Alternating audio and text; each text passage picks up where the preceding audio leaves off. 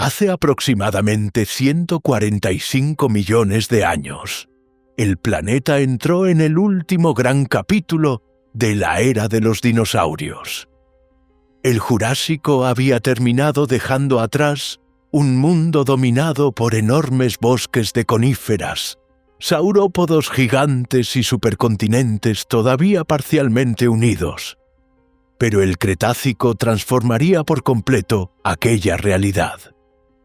Durante casi 80 millones de años, la Tierra atravesó cambios biológicos, climáticos y geológicos tan profundos que muchos expertos consideran este periodo como el momento más dinámico de toda la historia mesozoica. El Triásico había sido una era de recuperación tras una extinción masiva devastadora. El Jurásico consolidó a los dinosaurios como los nuevos dominadores terrestres, pero sería el Cretácico el que llevaría esa evolución al extremo. El último periodo del Mesozoico también fue uno de los más largos de toda la escala geológica, extendiéndose por cerca de 79 millones de años. Aunque no fue el periodo geológico más largo de toda la historia terrestre, sí superó ampliamente la duración de muchas otras eras y permitió que innumerables linajes evolucionaran durante decenas de millones de generaciones. Mientras el mundo cambiaba lentamente, los continentes comenzaron a fragmentarse de manera cada vez más evidente. Pangea ya era un recuerdo lejano. Las masas continentales que conocemos hoy continuaban separándose y formando océanos nuevos, alterando corrientes marinas, climas regionales y rutas evolutivas. La ya formada América del Sur empezaba a alejarse de África. India se desplazaba lentamente hacia el norte. Los grandes mares interiores dividían regiones completas, dejando al planeta como un mosaico cambiante de territorios aislados. Aquella fragmentación transformó la evolución en una especie de experimento constante.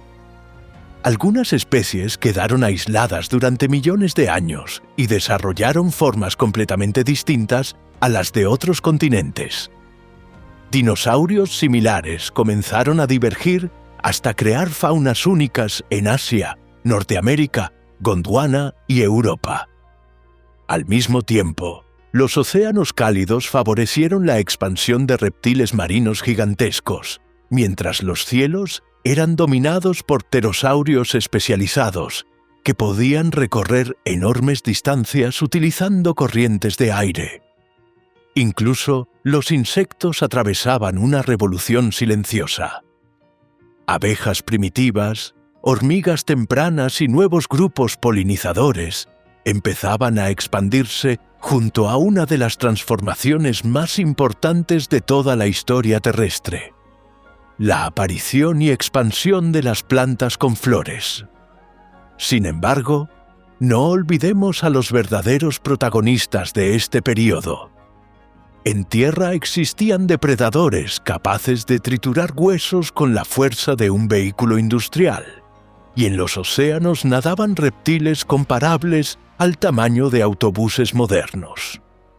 La naturaleza había alcanzado uno de los puntos más complejos y diversos de toda su historia, con criaturas cuyas tallas representaban un nivel de gigantismo que no se veía desde el Carbonífero, el antiguo reino de los insectos gigantes, y probablemente habría seguido esta ruta evolutiva durante millones de años más si no hubiese ocurrido un final abrupto. Seguiremos un recorrido cronológico para observar cómo el planeta evolucionó desde los primeros millones de años del Cretácico hasta el colapso final de la era de los dinosaurios. Hay que tomar en cuenta que el último periodo mesozoico evolucionó a través de varias etapas: el Berriasiano, Valanginiense y Auteribiense, marcos geológicos donde continúan dominando muchos ecosistemas heredados del Jurásico, mientras los continentes siguen separándose. Más adelante aparecerán el Barremiano, Aptiano, Albiano, entre otros momentos importantes, concluyendo este periodo en el Campaniense y Maastrichtiense, que registrarán el último gran esplendor de los dinosaurios.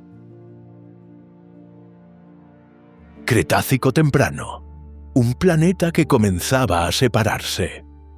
Al inicio del Cretácico, las fuerzas tectónicas debajo de la corteza abrían grietas inmensas que lentamente separaban continentes completos. El proceso había comenzado antes, durante el Jurásico, pero entre el Valanginiense y el Aptiano, la fragmentación se volvió mucho más evidente. La Eurasia ocupaba el hemisferio norte con Norteamérica, Groenlandia y Eurasia parcialmente conectadas, mientras Gondwana dominaba el sur con Sudamérica, África, India, Australia y la Antártida todavía relativamente próximas entre sí. A simple escala humana, estos movimientos parecerían imperceptibles, pero a lo largo de millones de años transformaron completamente la superficie del planeta hasta el formato actual. La separación continental abrió enormes fracturas oceánicas donde el magma ascendía constantemente desde el interior terrestre. Allí nacían nuevas secciones de corteza marina que empujaban lentamente a los continentes en direcciones opuestas.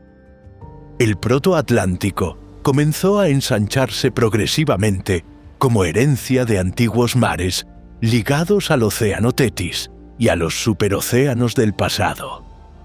Aunque el Atlántico moderno todavía no existía como hoy lo conocemos, durante el Cretácico inferior ya empezaban a distinguirse corredores marinos cada vez más amplios entre América y África. Algunas zonas del fondo oceánico podían expandirse hasta 10 centímetros por año, una velocidad extremadamente alta para procesos geológicos. Esto es muy importante porque aquí comenzaron a condicionarse los procesos evolutivos. A medida que ciertas regiones quedaban aisladas por mares nuevos, cadenas volcánicas o cambios en el nivel del agua, muchas especies dejaron de tener contacto entre sí.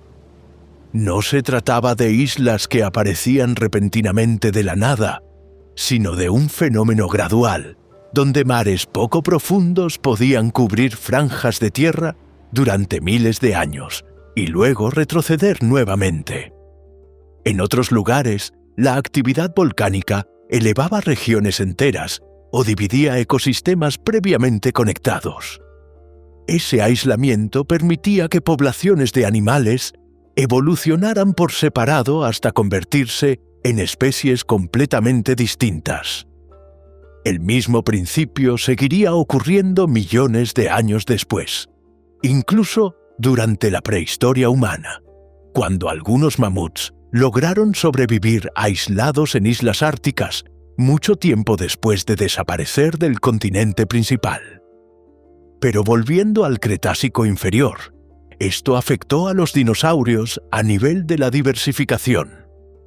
Algunos grupos prosperaban en regiones húmedas cercanas a mares interiores, mientras otros evolucionaron en zonas más secas o boscosas. Lo mismo ocurría con reptiles marinos, plantas e insectos. Cada nuevo océano y cada nueva barrera geográfica impulsaban caminos evolutivos distintos. La Tierra dejaba atrás el aspecto relativamente uniforme del Jurásico y avanzaba hacia un mundo mucho más dividido, dinámico y, sobre todo, especializado. Antes de detenernos en lo que a especialización se refiere, cabe destacar que la fragmentación también alteró profundamente el clima global. A medida que aparecían nuevos mares y costas, las corrientes oceánicas comenzaron a redistribuir el calor del planeta de formas distintas. Grandes masas de agua cálida circulaban entre continentes separados, suavizando temperaturas y expandiendo ambientes húmedos hacia regiones antes más secas. Muchos mares interiores poco profundos cubrieron partes de los continentes, creando ecosistemas costeros gigantescos repletos de vida marina.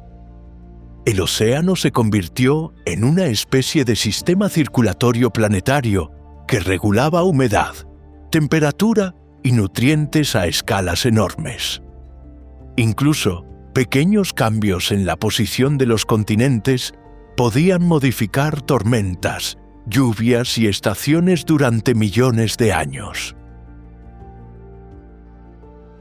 El clima cálido del Cretácico temprano. Durante este periodo, la Tierra funcionaba bajo condiciones de efecto invernadero persistente. Las temperaturas globales eran entre 5 y 10 grados Celsius más altas que las actuales, impulsadas por concentraciones de dióxido de carbono que oscilaban aproximadamente entre 500 y 2000 partes por millón. Este exceso de CO2 no era un fenómeno puntual, sino el resultado de millones de años de intensa actividad volcánica, especialmente en dorsales oceánicas y grandes provincias ígneas que liberaban gases a una velocidad superior a la capacidad del planeta para absorberlos mediante sus procesos naturales. Ese desequilibrio atmosférico transformó la dinámica climática global. Sin casquetes polares permanentes como los que existen hoy, los extremos fríos del planeta eran mucho más suaves. Las temperaturas en latitudes altas podían situarse entre los 11 y 22 grados, mientras que en zonas tropicales alcanzaban valores cercanos a los 30 grados o más en el océano superficial. Puede resultar un poco difícil de imaginar, pero el resultado era un planeta térmicamente homogéneo. Este clima cálido también se reflejaba en la estructura de los océanos. La circulación termohalina, el sistema que hoy permite que el agua fría se hunda en regiones polares y distribuya el calor en profundidad, funcionaba de manera menos eficiente. El agua superficial no alcanzaba con facilidad temperaturas suficientemente bajas como para generar hundimiento masivo en los polos. Esto limitaba la formación de corrientes profundas estables y modificaba la forma en que el calor y el carbono se redistribuían en el planeta. Como resultado, el CO2 permanecía más tiempo en la atmósfera, reforzando aún más el efecto invernadero. Sin embargo, todo esto no era necesariamente negativo. La ausencia de hielo permanente y la mayor humedad global favorecieron la expansión de bosques extensos, incluso en zonas de altas latitudes. Las regiones continentales estaban cubiertas por vegetación densa en amplias franjas, con paisajes húmedos, ríos caudalosos y suelos saturados de agua. Este exceso de humedad también contribuyó a la formación de mares interiores poco profundos que invadían zonas continentales. En este contexto, los ecosistemas alcanzaron tamaños y densidades muy superiores a los actuales. La estabilidad térmica permitía ciclos biológicos continuos sin las interrupciones extremas del frío estacional intenso. Los animales podían crecer hasta dimensiones colosales en múltiples grupos, desde dinosaurios terrestres hasta reptiles marinos y otros organismos adaptados a ambientes cálidos y ricos en recursos. La abundancia de alimento, combinada con temperaturas estables, sostenía redes tróficas de gran escala que dependían de un flujo constante de energía. Durante intervalos como el Aptiano y el Albiano, el sistema climático mostró variaciones importantes dentro de este marco cálido general. Hubo episodios de mayor inestabilidad, con fluctuaciones en los niveles de CO2 y cambios temporales en las temperaturas globales. Aún así, el patrón dominante seguía siendo el de un planeta cálido, húmedo y con una circulación oceánica distinta a la actual. Este equilibrio inestable pero productivo sería una de las características más definitorias del Cretácico temprano, siendo uno de los impulsos que requirió la superespecialización. La revolución silenciosa de las plantas con flores. Sin embargo, antes de hablar sobre ello, toca hablar sobre las protagonistas secundarias de este periodo, las angiospermas. Aunque opacadas por los reptiles gigantes, la flora desarrolló un mecanismo de supervivencia que reforzaría su diversidad y supervivencia hasta el presente.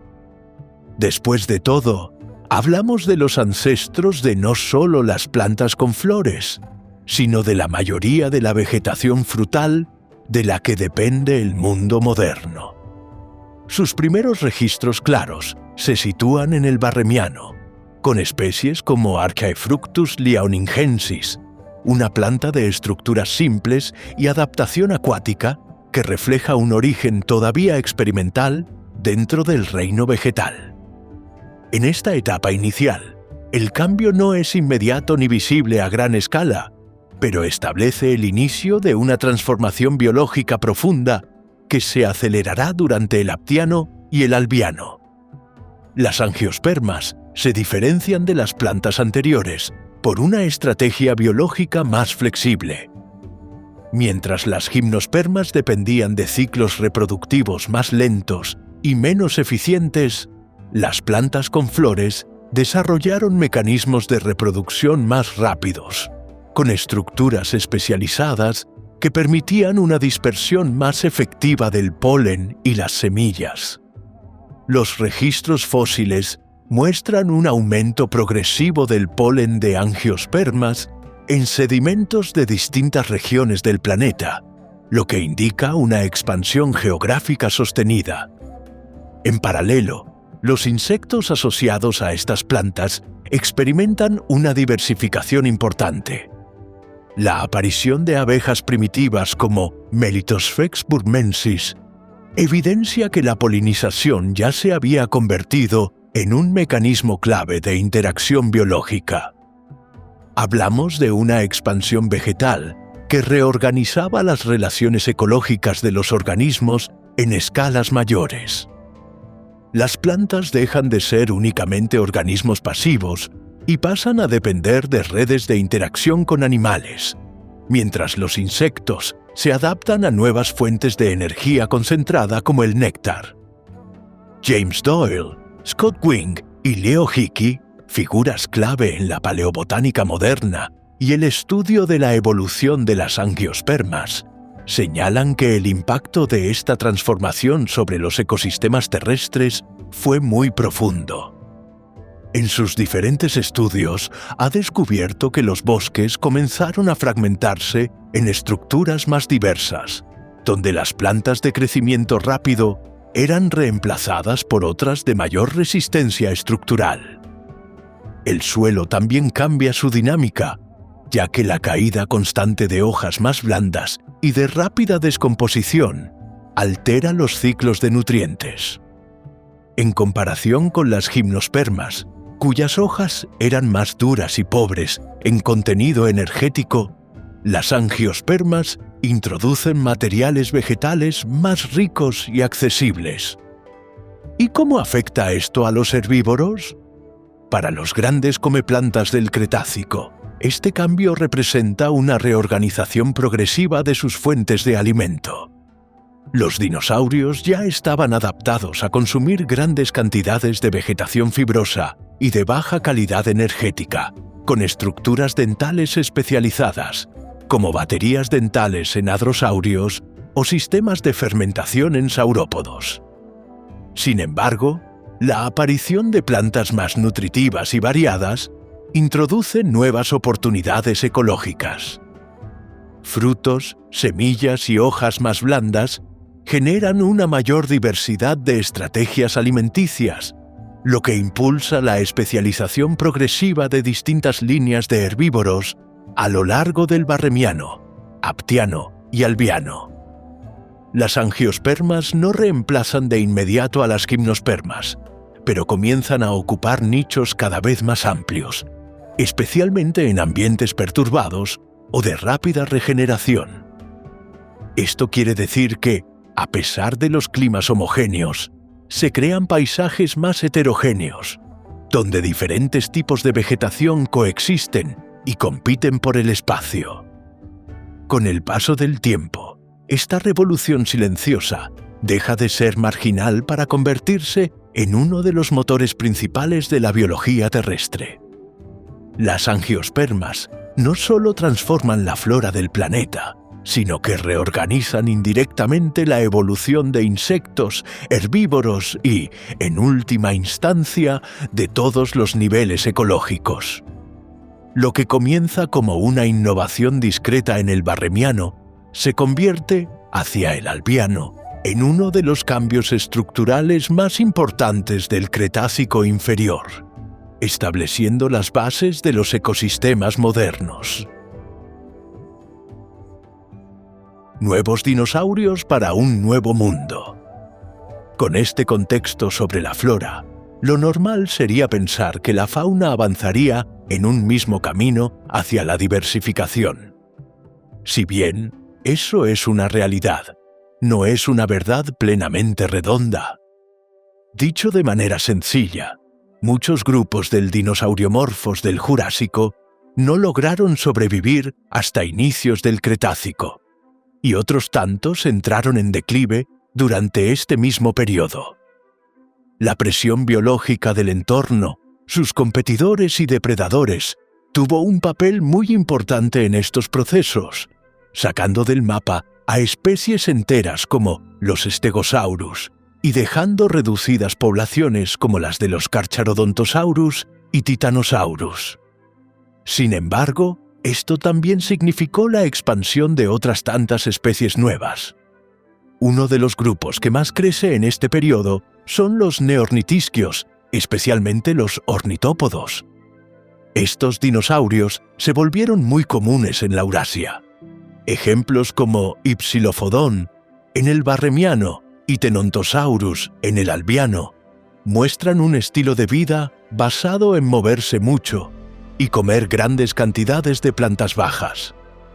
Su cuerpo ligero y sus patas fuertes les permiten recorrer grandes zonas en busca de alimento, lo que los hace muy eficientes en paisajes abiertos y cambiantes. Los ceratópsidos también empiezan a ganar importancia. Estos dinosaurios desarrollan picos fuertes, cuernos y cráneos cada vez más grandes. Estas estructuras les ayudan a cortar plantas más duras y también a defenderse de depredadores. No todos eran gigantes como Triceratops. Algunos eran tan pequeños como un pavo, pero sus primeras formas ya muestran el camino evolutivo que los convertirá en uno de los grupos herbívoros más reconocibles del Cretácico tardío. Sin embargo, los anquilosaurios no se quedarían atrás, apostando por defensas en lugar de velocidad o tamaño. Placas óseas, espinas y colas reforzadas los convierten en animales muy difíciles de atacar. Su forma de vida estaba basada en moverse lentamente y alimentarse de vegetación baja, confiando en su armadura para sobrevivir en un mundo lleno de depredadores. Y hablando de estos últimos, los depredadores también cambian mucho en este periodo. Los tiranosauroideos tempranos empiezan siendo relativamente pequeños y ágiles, pero con el tiempo desarrollan cráneos más fuertes y mordidas más potentes. En cierto sentido, los primeros tiranosauridos se asemejan más a los raptores que conocemos culturalmente, sobre todo en su forma de caza, basada en los ataques sorpresa. No obstante, con el fenómeno del gigantismo propiciado desde finales del Jurásico, sus interacciones con otros dinosaurios herbívoros cambiaron drásticamente. Algunos expertos creen que el motivo del desarrollo de defensas, velocidad o mayor tamaño era específicamente para lidiar con estos depredadores apex, y no podíamos dejar por fuera a los dromeosáuridos, mejor conocidos como raptores, que se especializan como cazadores rápidos y muy precisos. Su cuerpo ligero, sus garras en forma de hoz y su buena coordinación los convierten en depredadores muy efectivos. Algunas especies probablemente cazaban en grupo, lo que les permitía enfrentarse a presas más grandes o competir con otros carnívoros. Eran animales adaptados a la velocidad, la estrategia y la sorpresa. El detalle es que sus nichos se mantenían entre las presas de tamaño medio, siempre con presencia de los grandes tiranosaurianos acaparando las más grandes. Cada continente desarrolla su propio tipo de fauna, debido a la separación progresiva de las masas de tierra. En Asiamérica, las conexiones entre Asia y Norteamérica permiten el intercambio de especies, lo que crea ecosistemas muy variados y competitivos. Allí conviven grandes herbívoros, depredadores rápidos y nuevas formas de dinosaurios que evolucionan bajo una fuerte presión ecológica. En Gondwana, el aislamiento fue aún más marcado. Sudamérica, África, India, Madagascar y Australia evolucionaron como mundos casi independientes, generando faunas altamente originales. Por ejemplo, aquí se refugiaron los titanosaurios, saurópodos de gran tamaño, capaces de explotar recursos vegetales dispersos en paisajes abiertos. Los depredadores variaban según la región, pero en general eran terópodos menos especializados que los tiranosaurios del norte, lo que permitió a los herbívoros gigantes mantener una población mínima durante el resto del Cretácico. Todo este proceso se desarrolla entre el Hauteriviense y el Albiano. En las primeras etapas, todavía hay muchas conexiones entre regiones y algunas especies están ampliamente distribuidas. Con el paso del tiempo, los continentes se separarían más y los grupos de dinosaurios evolucionarían de forma independiente. Esto hace que, hacia el Albiano, cada región tenga su propia fauna bien diferenciada, con animales adaptados a sus condiciones específicas. El océano cambia de dueños.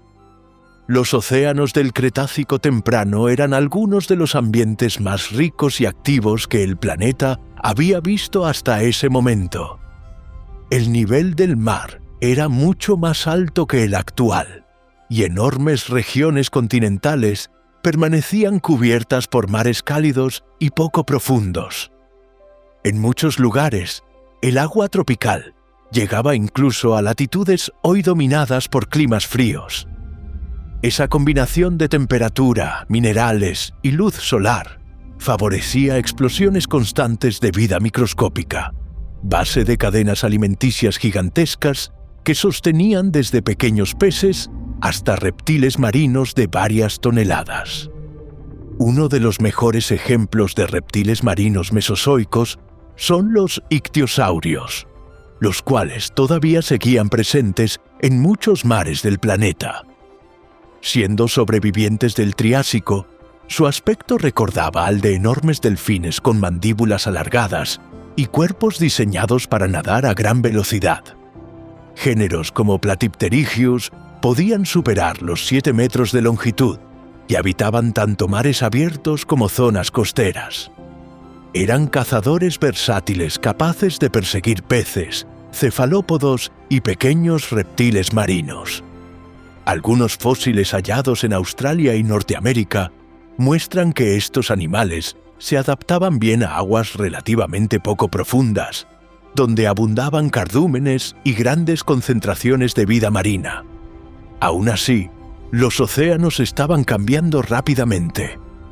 Entre el Aptiano y el Albiano ocurrieron varios periodos anóxicos oceánicos, momentos donde enormes regiones marinas perdieron gran parte de su oxígeno. Estos eventos estuvieron relacionados con alteraciones climáticas, vulcanismo intenso y cambios en la circulación marina. Las aguas profundas se volvieron ambientes difíciles para muchas especies, y algunas cadenas alimenticias quedaron temporalmente alteradas. Diversos organismos marinos desaparecieron durante estos episodios, incluidos varios linajes de ictiosaurios, cuyos números comenzaron a reducirse progresivamente hasta extinguirse más adelante en el Cretácico. Pese a ello, mientras algunos grupos desaparecían, otros comenzaban a expandirse.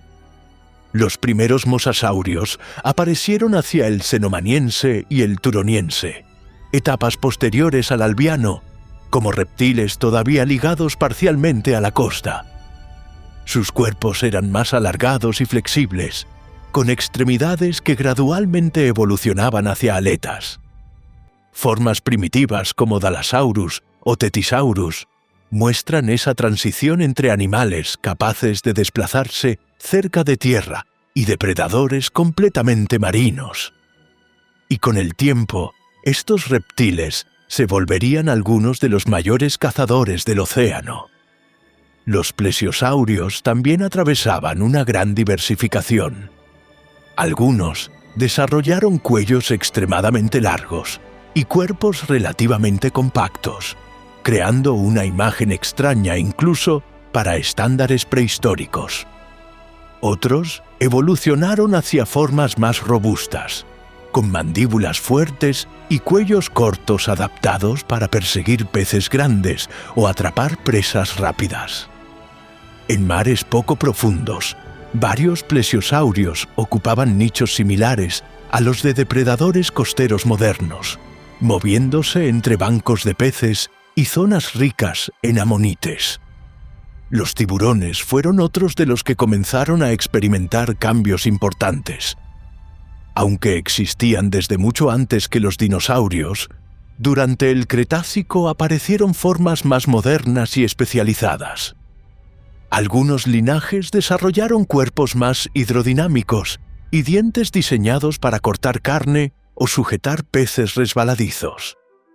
Los mares cálidos y llenos de vida favorecieron esta diversificación constante.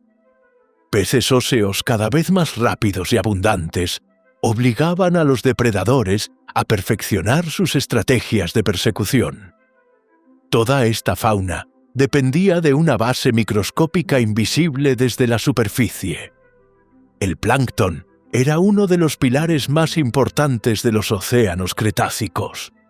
Millones de organismos diminutos flotaban en las capas iluminadas del mar, transformando luz solar y nutrientes en energía biológica.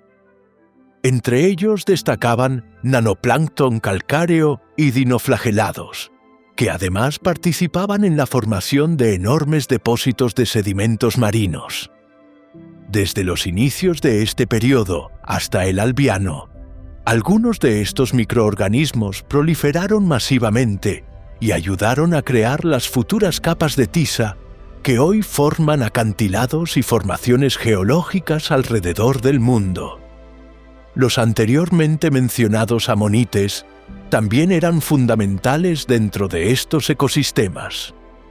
Sus conchas espiraladas aparecían en incontables tamaños y formas. Algunos nadaban en aguas abiertas, mientras otros vivían cerca del fondo marino. Servían de alimento para peces, reptiles marinos y cefalópodos más grandes. Junto a ellos, los belemnites ocupaban el rol de cazadores rápidos parecidos a calamares armados con estructuras internas rígidas. Sus poblaciones eran tan abundantes que muchos depredadores dependían parcialmente de ellos.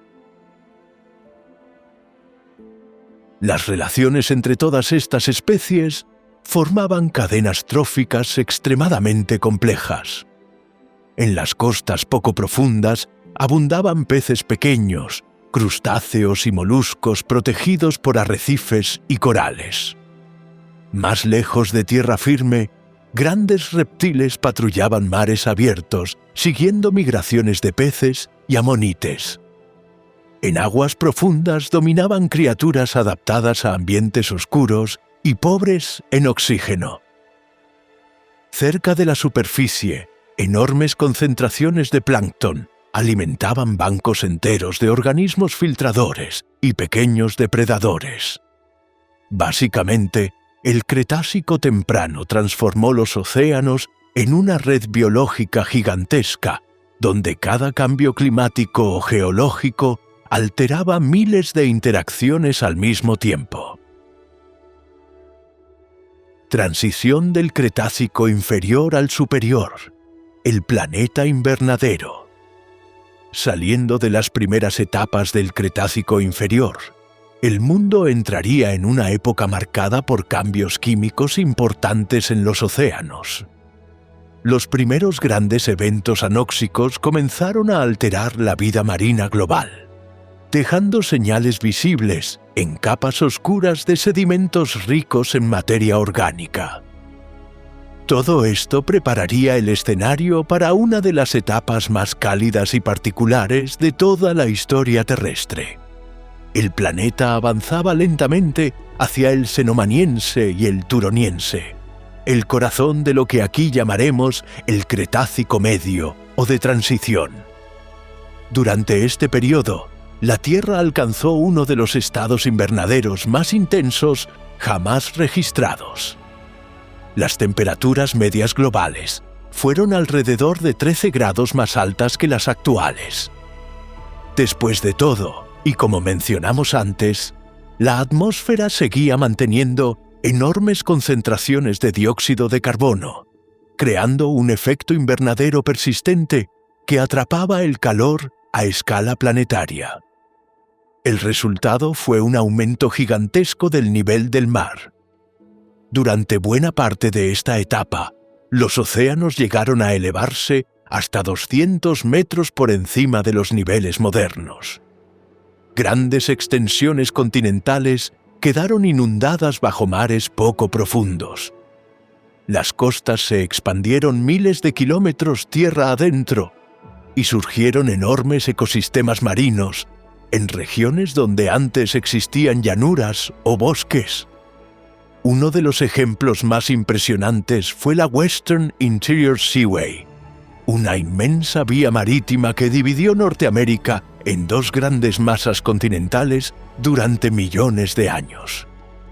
Aquella franja oceánica conectaba el Ártico con el Golfo de México y estaba poblada por amonites, tiburones, reptiles marinos y peces gigantescos.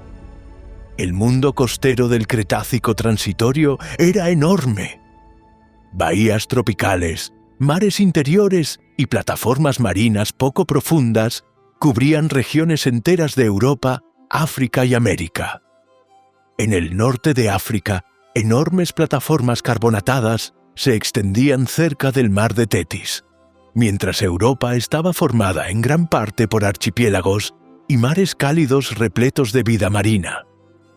Las corrientes oceánicas también cambiaban constantemente debido a la fragmentación continental. El océano Tetis funcionaba como una gigantesca autopista ecuatorial que distribuía calor y organismos marinos entre distintas regiones del planeta, casi de forma indiscriminada. Pero bajo aquella aparente estabilidad tropical, los océanos comenzaban a sufrir desequilibrios químicos peligrosos.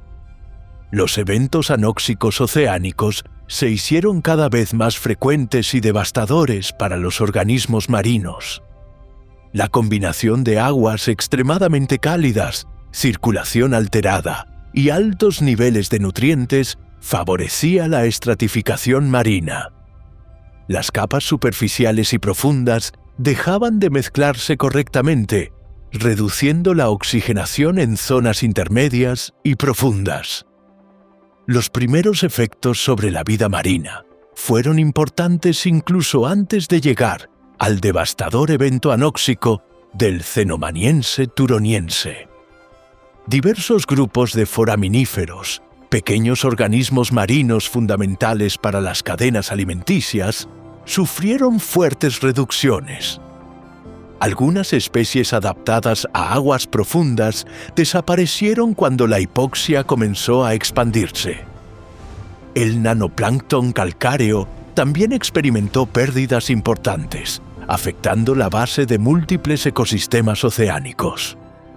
Moluscos como amonites y bivalvos atravesaron pulsos de extinción regional asociados a estos cambios químicos y climáticos. Sin embargo, otros organismos aprovecharon temporalmente el caos. Radiolarios y especies oportunistas adaptadas a ambientes pobres en oxígeno proliferaron masivamente en algunos mares. Durante ciertos intervalos, especies como Holocriptocanium, barbui, llegaron a dominar gran parte del plancton marino en regiones afectadas por anoxia. Era una señal clara de que los océanos estaban entrando en estados cada vez más inestables. Hacia el final del Albiano y el inicio del Cenomaniense, el planeta había alcanzado una configuración muy distinta a la del inicio del Cretácico. Los mares interiores dominaban continentes enteros. Las temperaturas globales permanecían extremadamente elevadas, y los océanos comenzaban a mostrar señales de agotamiento químico en distintas regiones. La Tierra seguía siendo un mundo exuberante y lleno de vida, pero debajo de aquella apariencia tropical, comenzaban a aparecer síntomas de estrés ambiental a escala global. En contraste, en la superficie terrestre los efectos serían más sutiles.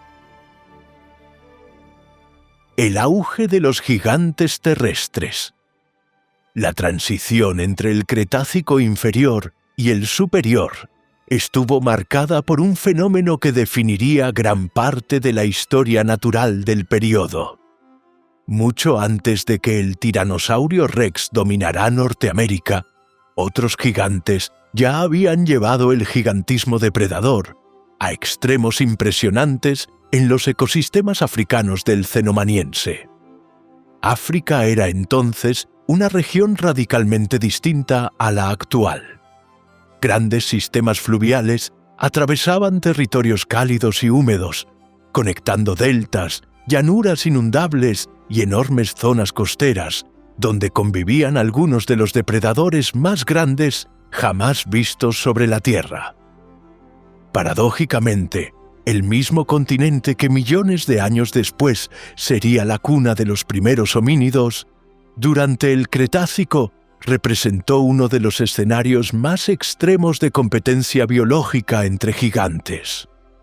La presión por recursos alcanzó niveles enormes, impulsando adaptaciones cada vez más especializadas, tanto en cazadores como en herbívoros.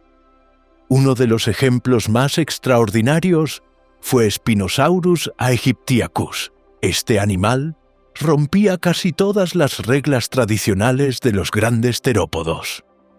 Su cuerpo estaba parcialmente adaptado a la vida acuática, algo extremadamente inusual entre dinosaurios depredadores gigantes.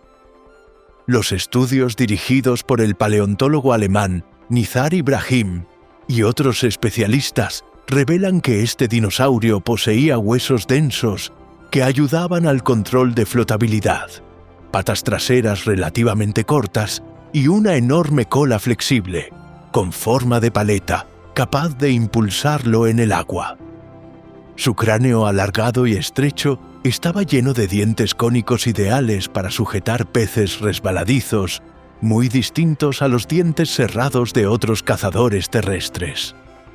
Gran parte de su vida transcurría en ríos, pantanos y costas poco profundas del sistema Kemkem, una región del norte de África formada por gigantescos deltas y canales tropicales cargados de peces óseos enormes, celacantos, tortugas y cocodrilos colosales. A diferencia de los grandes cazadores terrestres tradicionales, Spinosaurus explotaba un nicho relativamente distinto. Las investigaciones modernas indican que era un nadador de superficie y un cazador de emboscada en aguas poco profundas, más que un depredador completamente acuático. Esto le permitía reducir parte de la competencia directa con otros superdepredadores africanos. Aún así, el ecosistema seguía siendo extraordinariamente agresivo. En los mismos territorios habitaban terópodos gigantes como Carcharodontosaurus saaricus, cuyos dientes serrados recordaban a los de un tiburón blanco y podían alcanzar casi 20 centímetros de longitud. Su cuerpo era más esbelto y veloz que el de un tiranosaurio posterior, con largas extremidades adaptadas para desplazamientos rápidos en tierra firme y una enorme cola que actuaba como contrapeso durante la carrera. La formación Kem-Kem de Marruecos, estudiada también por otros paleontólogos como Paul Sereno y Cristiano Dal Sasso, conserva evidencia de esta concentración excepcional de depredadores. La abundancia de grandes carnívoros fue tan alta que han descrito la región como el lugar más peligroso de la historia del Mesozoico. Allí convivían Spinosaurus, Carcharodontosaurus, Deltadromeus y enormes crocodiliformes dentro de ecosistemas donde prácticamente cada gran nicho estaba ocupado por un cazador distinto. Esta situación refleja hasta qué punto el cenomaniense había elevado la competencia ecológica. Los recursos seguían siendo abundantes gracias al clima cálido y a la enorme productividad de los sistemas fluviales, pero la presión evolutiva obligaba a cada especie a diferenciarse para sobrevivir. En los herbívoros ocurrió un proceso paralelo.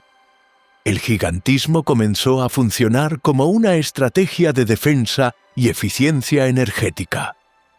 Los saurópodos titanosaurios podían recorrer enormes distancias consumiendo vegetación relativamente pobre en nutrientes.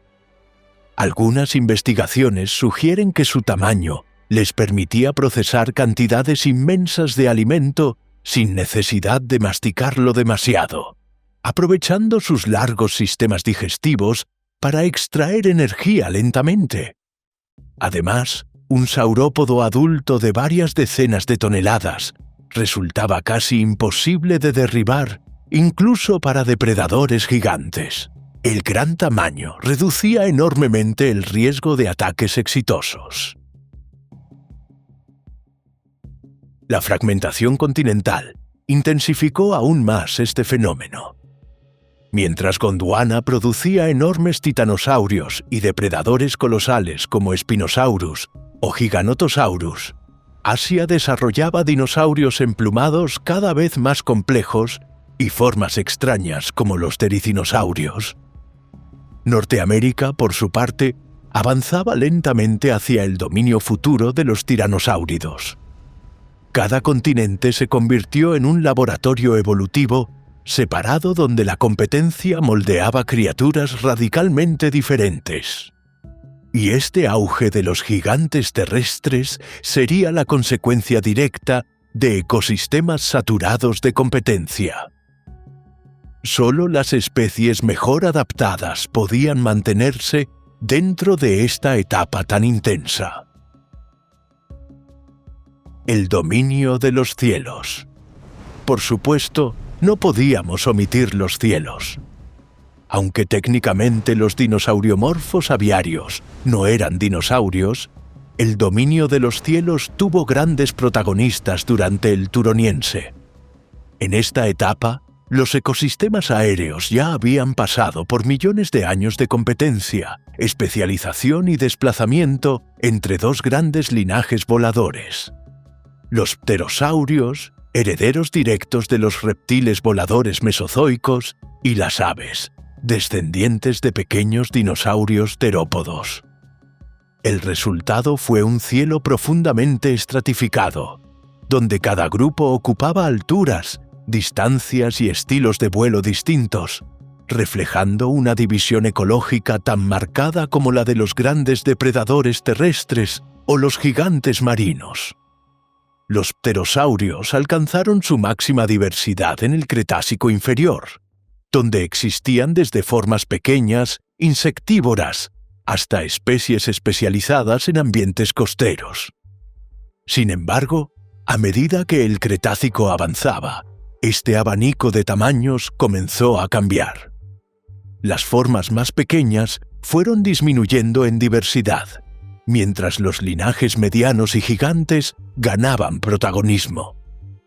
Este proceso no implicó una desaparición inmediata, y sí una reconfiguración progresiva del espacio aéreo disponible. Las especies más pequeñas fueron perdiendo terreno frente a otros competidores más eficientes en ambientes complejos, especialmente las aves primitivas. En contraste, los pterosaurios que sobrevivieron y prosperaron en el Cretácico medio y superior se orientaron hacia estrategias de gran escala. Linajes como los azdárquidos y pteranodóntidos desarrollaron envergaduras enormes, con formas como pteranodón alcanzando hasta 7 metros de apertura alar, mientras otros, como Quetzalcoatlus, alcanzaron tamaños comparables a pequeños aviones. Estas formas gigantes no dependían de maniobras rápidas entre obstáculos y se apoyaban en la eficiencia del vuelo de larga distancia.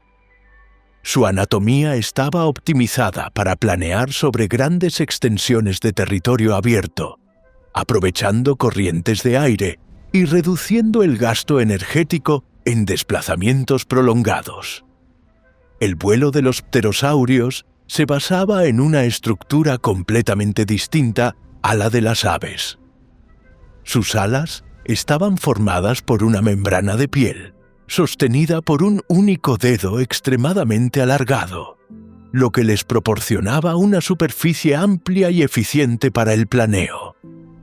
Este diseño favorecía el desplazamiento en entornos abiertos, especialmente sobre océanos y mares interiores, donde las corrientes térmicas eran constantes. Las aves, por otro lado, desarrollaron alas de plumas articuladas mediante múltiples huesos y músculos complejos, lo que les permitió un vuelo más activo, preciso y adaptable a espacios reducidos. Durante el Turoniense, este equilibrio alcanzó una expresión particularmente visible en los ecosistemas costeros y marinos. Como mencionamos, en este tiempo el nivel del mar se encontraba entre los más altos del Cretácico, generando vastas extensiones de mares interiores poco profundos. Estas zonas, ricas en nutrientes y vida marina, se convirtieron en auténticos corredores biológicos aéreos. Sobre estas aguas cálidas, los pterosaurios encontraban condiciones ideales para volar con mínimo esfuerzo y alimentarse de abundantes bancos de peces y organismos marinos. Las corrientes de aire sobre el agua facilitaban vuelos largos y eficientes, consolidando su papel como grandes depredadores del cielo abierto. En estos mismos entornos, las aves comenzaban a expandirse de forma más evidente. Los enantiornices, un grupo de aves primitivas extremadamente diverso, dominaban muchos hábitats costeros y terrestres de menor escala. Su capacidad de maniobra en entornos complejos les permitió explotar recursos inaccesibles para los pterosaurios gigantes. Mientras estos últimos dependían de amplios espacios abiertos, las aves se especializaban en bosques, riberas y estructuras ecológicas más densas, reduciendo la competencia directa entre ambos grupos y permitiendo su coexistencia durante gran parte del Cretácico. En pocas palabras, fue en este punto donde más se acentuó la supervivencia de las aves y donde encontrarían la base de su evolución hasta los tiempos presentes. Con el tiempo, estos minibiomas acabarían por favorecer el ascenso definitivo de las aves tras la desaparición de los grandes pterosaurios al final del período. Gondwana se rompe definitivamente. Como ya hemos dejado en constancia, durante el Albiano, hace unos 100 millones de años, los continentes que hoy conocemos estaban en pleno proceso de fragmentación. Todas esas formaciones albianas son fotografías de un mismo proceso global, la ruptura de Gondwana y la apertura de océanos nuevos. Pero cada región registra una parte distinta de esa separación, según qué continentes se estaban alejando y qué mares se estaban formando. En Sudamérica y África, esa separación es directa.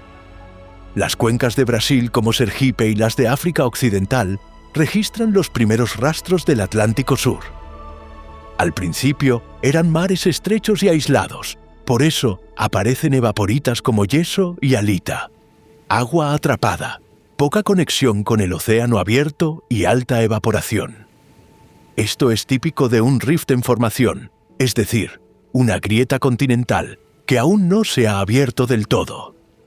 Cuando la separación avanza, ese rift se convierte en un océano real. Por eso, en otras zonas del Atlántico Sur, temprano aparecen sedimentos marinos más abiertos y menos restringidos. Es la transición de continente partido a océano en expansión. En cambio, lo que ves en Europa y Norteamérica no es Gondwana separándose directamente, sino el efecto global de ese proceso. Cuando África y Sudamérica se abren, los océanos crecen, el nivel del mar sube y se reorganiza la circulación oceánica global. Eso provoca grandes mares interiores en la Eurasia, como el mar interior occidental de Norteamérica o las cuencas europeas. Esos mares existen porque el planeta tiene más espacio oceánico y porque la corteza se hunde y se inunda en respuesta a cambios tectónicos globales. India y Australia, por su parte, registran otra fase del mismo proceso. India ya se había separado de África-Madagascar y comenzaba su viaje hacia el norte, dejando cuencas oceánicas en expansión entre bloques continentales. Australia aún estaba conectada a la Antártida, pero los márgenes muestran sedimentación de plataformas marinas que anticipan su futura separación.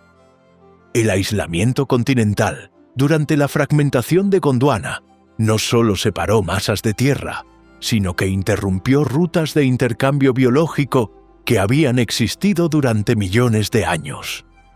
Cuando esto ocurre, las poblaciones quedan definitivamente aisladas y empiezan a evolucionar bajo condiciones locales muy distintas. En África y Sudamérica, por ejemplo, este proceso se refleja en ecosistemas fluviales del Cretácico Medio.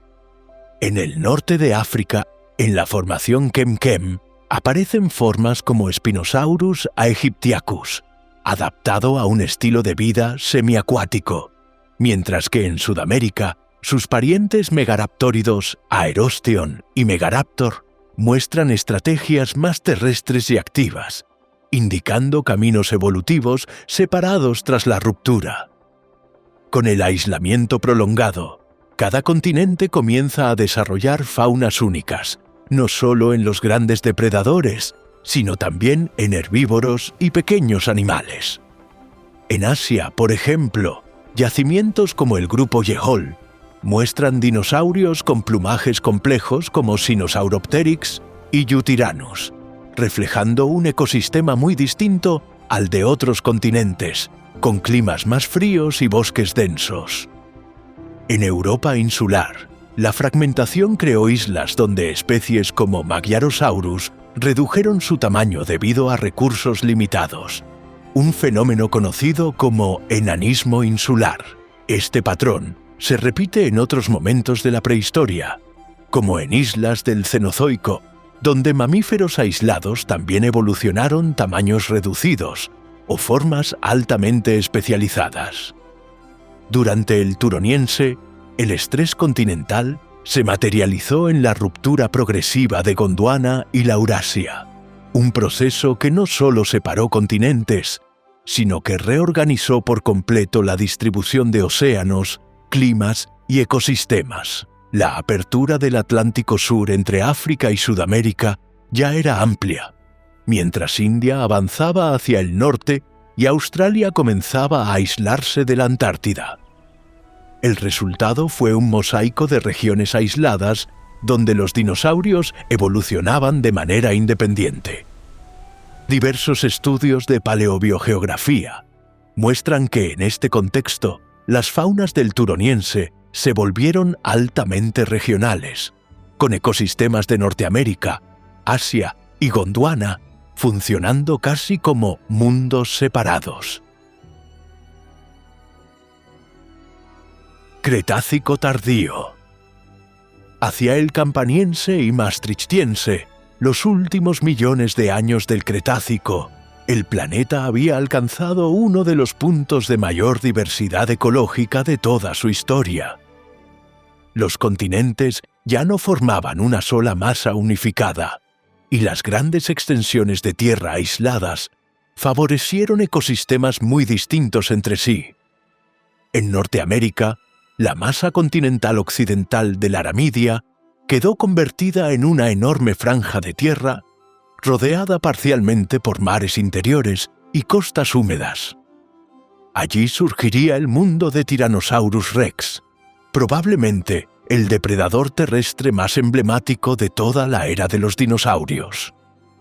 El clima seguía siendo cálido en gran parte del planeta, aunque algunos registros geoquímicos muestran un enfriamiento progresivo hacia el final del Maastrichtiense. Aún así, las temperaturas seguían siendo mucho más altas que las actuales, y los polos permanecían libres de hielo permanente.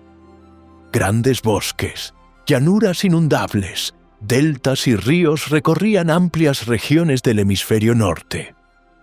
La presencia de enormes cantidades de vegetación no solo se conoce por el registro fósil de plantas, troncos y polen, también queda reflejada indirectamente por los incendios forestales masivos registrados en el límite Cape-Ye, ya que semejantes cantidades de hollín y material quemado solo pudieron existir en un mundo cubierto por extensos ecosistemas verdes. Probablemente el Campaniense y el Maastrichtiense representaron uno de los momentos con mayor heterogeneidad ambiental del Mesozoico tardío. Existían bosques abiertos, regiones pantanosas, zonas de coníferas, áreas dominadas por angiospermas y enormes llanuras con abundante agua interior. Esa variedad permitió el desarrollo simultáneo de múltiples cadenas alimenticias extremadamente especializadas. Entre los grandes herbívoros dominaban especialmente los hadrosaurios y ceratópsidos. Hadrosaurios como Edmontosaurus recorrían grandes distancias en grupos numerosos, alimentándose de vegetación abundante gracias a sus dientes trituradores de plantas resistentes. Su tamaño rivalizaba con el de algunos terópodos gigantes, convirtiéndolos en una de las principales fuentes de alimento para los depredadores del Cretácico superior. Junto a ellos aparecían ceratópsidos como Triceratops, animales robustos y pesados, equipados con enormes cuernos y volantes óseos, que probablemente servían para defensa y competencia entre individuos.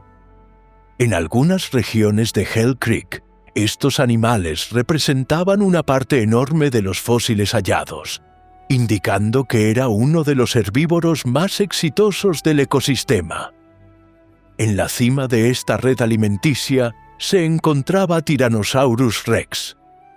Con más de 12 metros de longitud y una mordida capaz de fracturar huesos, este depredador representaba el resultado final de millones de años de presión evolutiva entre cazadores y presas gigantes. Su anatomía estaba optimizada para detectar, perseguir y someter animales de gran tamaño. Poseía visión binocular, un olfato extremadamente desarrollado y mandíbulas capaces de generar una fuerza aplastante muy superior a la de cualquier depredador terrestre moderno. Sin embargo, su éxito dependía completamente de la estabilidad del ecosistema que lo rodeaba. Tyrannosaurus no era un cazador adaptable a cualquier entorno, sino uno superespecializado.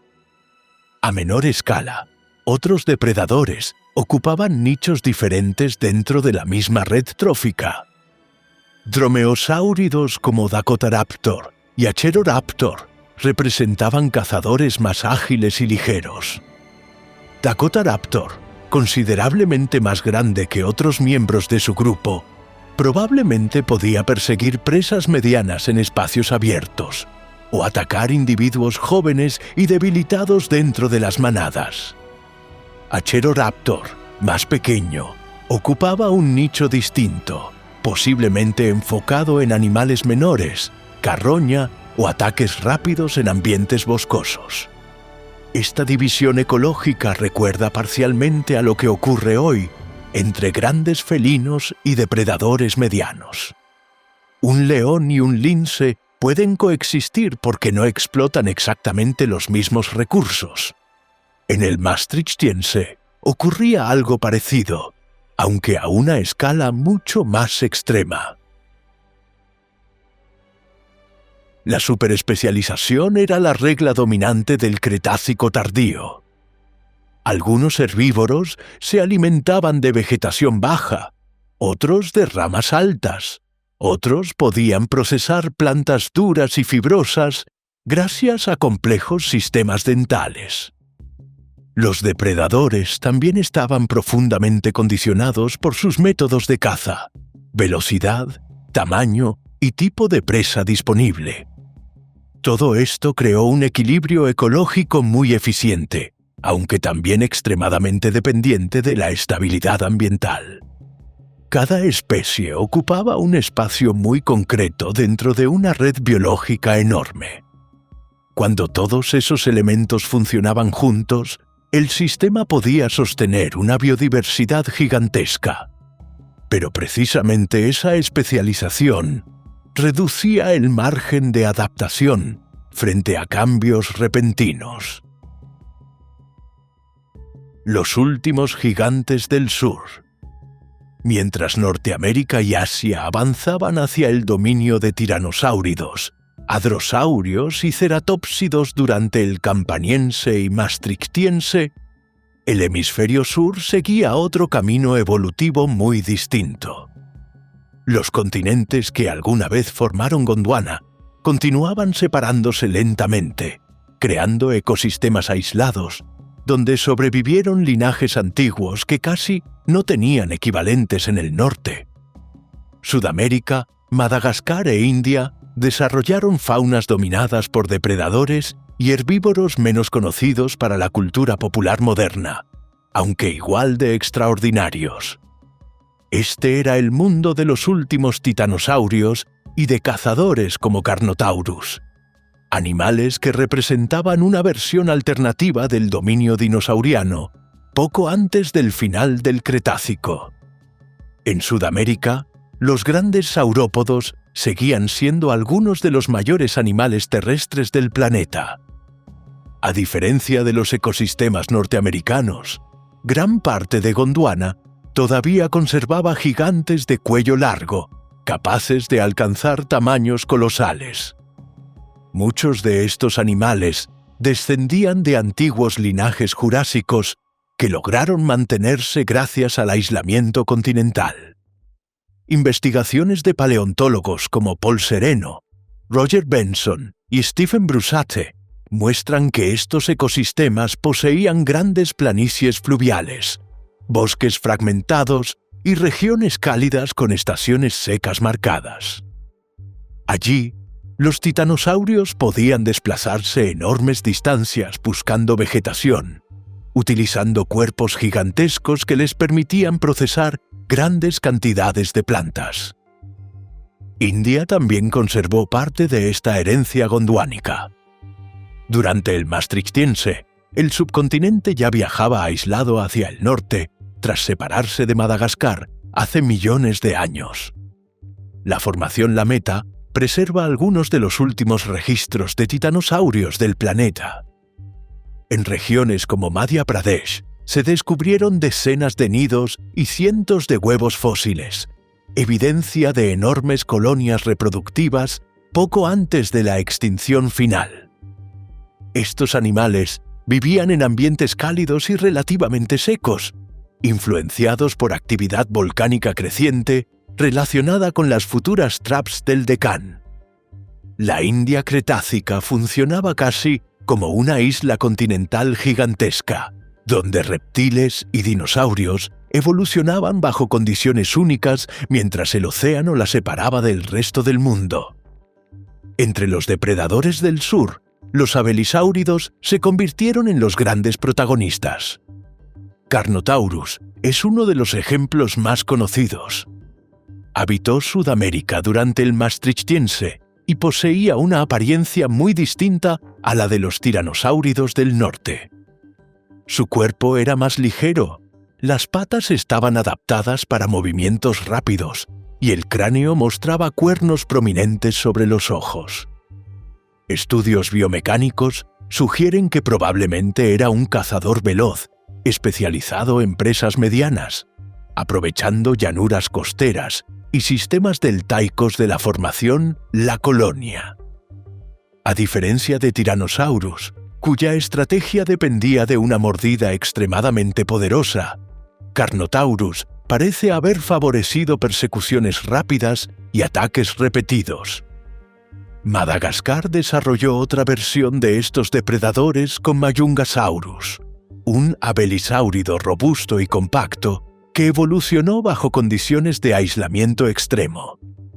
Sus fósiles incluso muestran señales de canibalismo, indicando que estos ecosistemas podrían ser duros y competitivos. Todo esto nos indica que el hemisferio sur no estaba dominado por un único modelo de superdepredador. Cada región desarrolló cazadores distintos, moldeados por climas, presas y paisajes propios. Pese a ello, los grandes dinosaurios gondwanicos no alcanzaron la misma fama moderna que Tyrannosaurus o Velociraptor, en parte porque la cultura popular terminó enfocándose en las faunas norteamericanas, popularizadas por novelas, museos y franquicias como Jurassic Park. No obstante, el sur del planeta conservó algunos de los animales más extraños y especializados de todo el Cretácico. Eran dos versiones diferentes del último gran dominio dinosauriano, evolucionando en paralelo mientras el planeta se acercaba lentamente al cierre definitivo de la era mesozoica. Los océanos más peligrosos del Mesozoico. Pero antes de llegar a las etapas finales, los últimos cambios del mundo se gestarían bajo el agua. Los mares del Cretácico albergarían a especies magníficas, pero que no sobrevivirían al evento que en pocos millones de años azotaría al Mesozoico. Sin embargo, su complejidad llegó a ser tan vasta que retazos de ese pasado reptiliano aún están presentes en la actualidad. En la cima de estos ecosistemas marinos se encontraban los mosasaurios, reptiles marinos que dominaron los océanos del Cretácico tardío. Formas como Mosasaurus y Tylosaurus alcanzaron tamaños gigantescos y desarrollaron cuerpos alargados, colas potentes y mandíbulas capaces de capturar presas de gran tamaño. Estos animales no eran simples depredadores de emboscada. Su anatomía indica una capacidad de natación eficiente y una estrategia de caza activa, lo que les permitía recorrer grandes distancias dentro de mares interiores y océanos abiertos. Estudios sobre su biología sugieren que algunos mosasaurios también podían explotar recursos variados, incluyendo peces, cefalópodos y otros reptiles marinos, lo que los convertía en depredadores altamente versátiles dentro de un entorno competitivo. Junto a ellos, los tiburones habían alcanzado un nivel evolutivo avanzado dentro del linaje de los neoceláceos, muy cercano al de muchas formas modernas. Especies como Cretoxyrina mantelli representaban verdaderos superdepredadores marinos, con cuerpos hidrodinámicos, musculatura potente y dientes adaptados para cortar carne con eficiencia. Su ecología recuerda en algunos aspectos a la del gran tiburón blanco actual, aunque dentro de un contexto cretácico dominado por reptiles marinos gigantes. Otros tiburones como Squalicorax cumplían roles más oportunistas, alimentándose tanto de presas vivas como de restos flotantes, lo que los situaba en un nivel intermedio dentro de la cadena trófica. Esta diversidad de estrategias reducía la dependencia de un único tipo de alimento y aumentaba la estabilidad del ecosistema en condiciones normales. Los plesiosaurios, aunque menos dominantes que en etapas anteriores del Mesozoico, seguían presentes como depredadores especializados. Durante el Campaniense y el Maastrichtiense, los grandes linajes de cuello largo, como los elasmosaurios, persistían en nichos donde la estrategia de caza se basaba en la precisión más que en la fuerza bruta.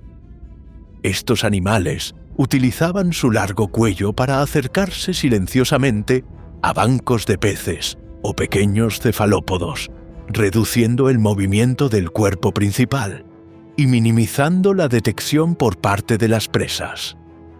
Otros grupos más compactos, como los policotílidos, estaban mejor adaptados a la persecución activa, moviéndose con mayor agilidad en ambientes costeros y plataformas continentales. Y en la base de estas redes tróficas se encontraba uno de los grupos más importantes del Cretácico marino, los previamente mencionados amonites. Estos moluscos cefalópodos eran extremadamente abundantes y diversos, con una presencia continua a lo largo de todo el periodo.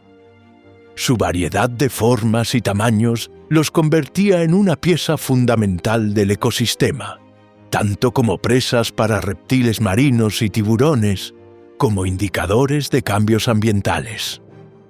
Sus conchas fosilizadas permiten reconstruir con gran precisión las transformaciones geológicas y climáticas del Cretácico, ya que respondían rápidamente a variaciones en temperatura, oxigenación y disponibilidad de nutrientes.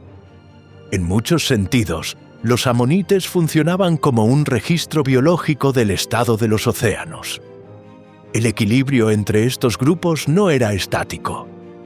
Mosasaurios, tiburones y plesiosaurios competían por recursos similares en distintos niveles del ecosistema. Los mosasaurios ocupaban la cima como depredadores dominantes en muchos entornos, aunque los grandes tiburones podían competir con ellos en ciertas regiones abiertas. Los plesiosaurios explotaban nichos más especializados, reduciendo la competencia directa mediante estrategias de caza distintas. Mientras tanto, los amonites y otros invertebrados marinos sostenían la base energética de todo el sistema, siendo consumidos por peces, cefalópodos y posteriormente por los grandes depredadores.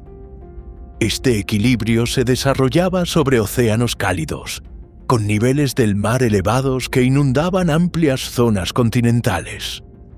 Las corrientes marinas redistribuían el calor global y conectaban ecosistemas separados, mientras la estratificación del agua generaba zonas con diferentes niveles de oxígeno y productividad. En este contexto, la competencia era constante, pero también lo era la especialización. Cada especie ocupaba un papel específico dentro de una red trófica compleja, aunque con las ya conocidas debilidades de la superespecialización. A lo largo del Campaniense y el Maastrichtiense, los océanos cretácicos representaron uno de los sistemas marinos más diversos del planeta. A pesar de ello, esa misma diversidad dependía de un equilibrio delicado entre productores, presas y depredadores. Hablamos de un equilibrio construido durante millones de años de evolución y expansión, donde cada nivel de la cadena alimenticia estaba profundamente conectado con el resto del sistema. Un planeta aparentemente invencible.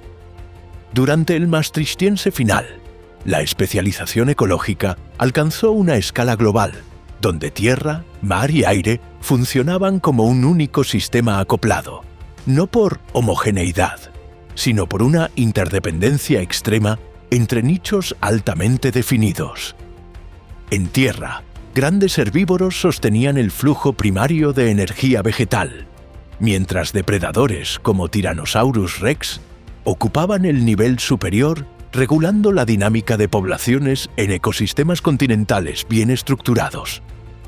En paralelo, el aire estaba dividido entre aves primitivas que explotaban entornos fragmentados con gran maniobrabilidad en zonas boscosas y pterosaurios gigantes que dominaban el vuelo de larga distancia sobre mares interiores y planicies abiertas.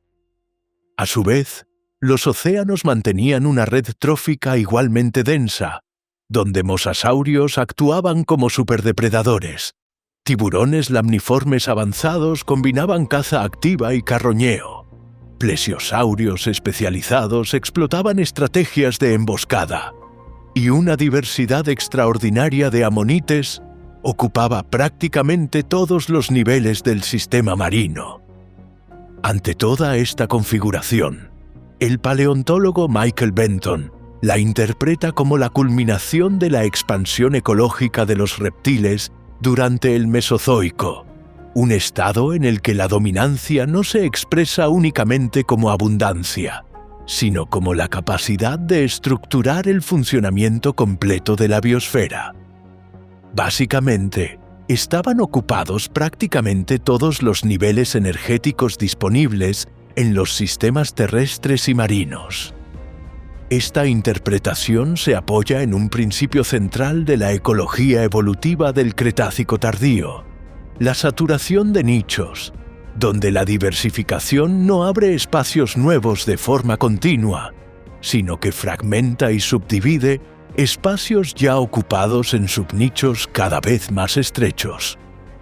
Benton y autores como Peter Dodson han señalado que este proceso genera sistemas de alta eficiencia energética, en los que la transferencia de biomasa es constante y predecible, aunque al mismo tiempo reduce la flexibilidad de las especies frente a cambios ambientales rápidos o de gran escala. Cada organismo dentro de este sistema depende de un rango muy específico de condiciones físicas, climáticas y biológicas, lo que convierte a la estabilidad del entorno en un requisito estructural para el mantenimiento del equilibrio ecológico global.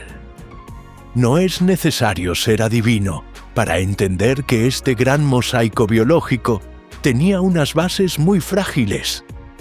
Cualquier presión ecológica podría poner en jaque a gran parte de los sistemas animales que componían el Cretácico tardío.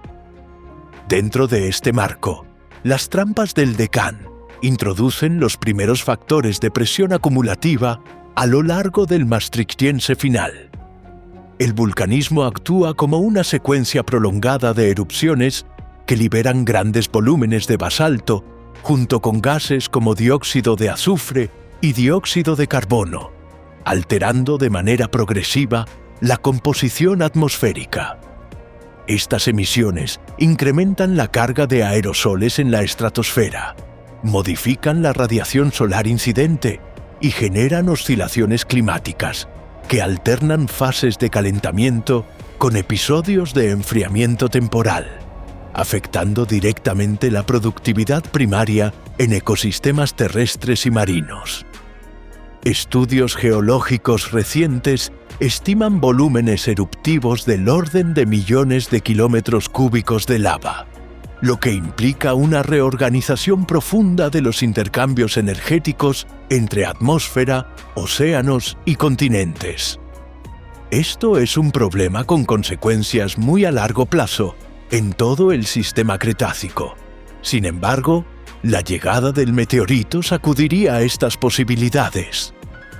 Todos los factores de presión existentes, los activos, pasivos y los artificiales, se suman en una dinámica de tensión creciente que desencadenaría el devastador episodio final de la existencia de los dinosaurios.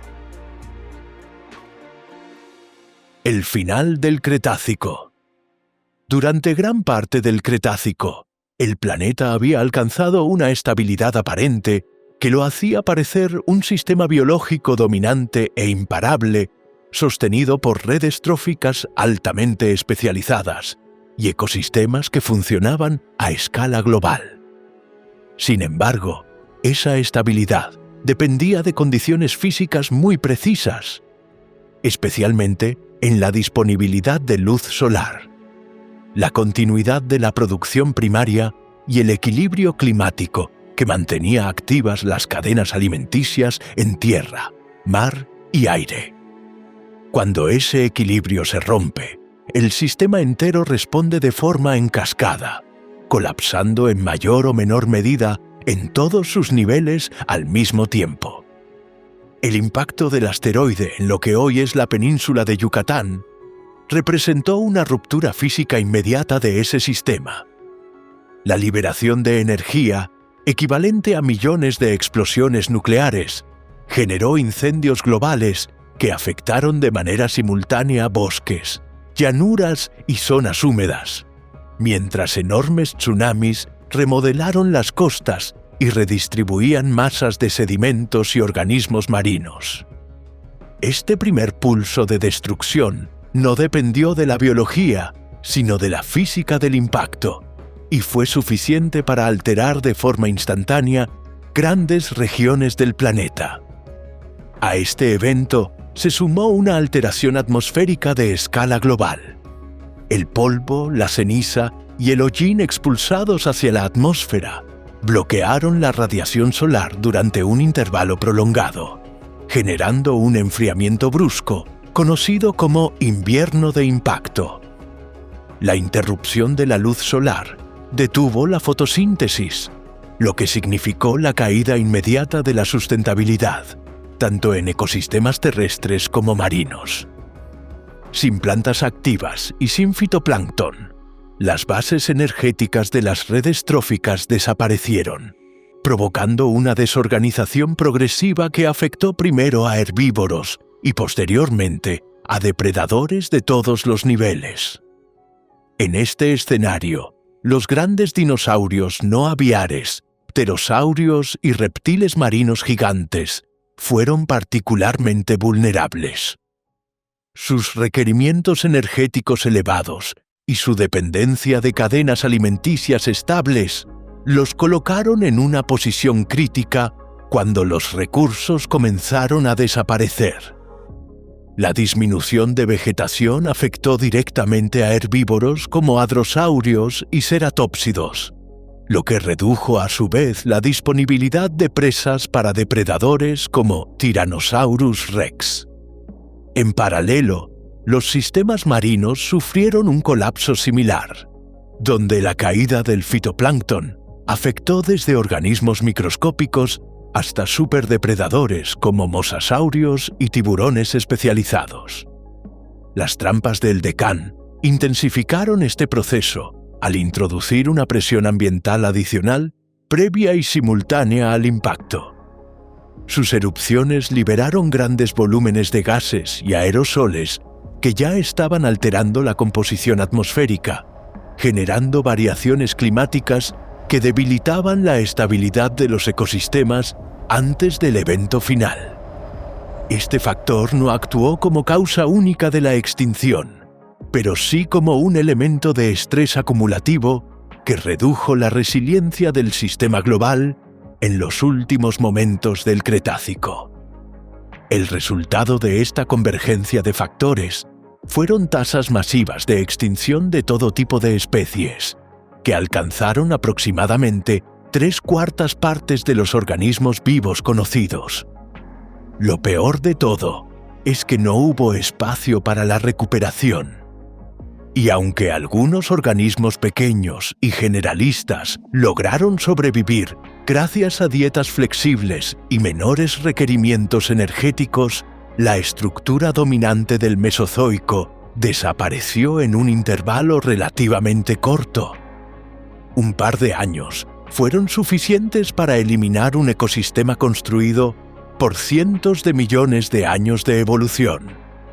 El inicio del Paleógeno, hace 66 millones de años, marca entonces una transición temporal y una reorganización completa de la biosfera. Los sistemas que habían definido el Cretácico se disuelven, mientras los nichos liberados comienzan a ser ocupados progresivamente por nuevos grupos, especialmente mamíferos y aves, que aprovechan un escenario ecológico profundamente transformado por el colapso del mundo anterior.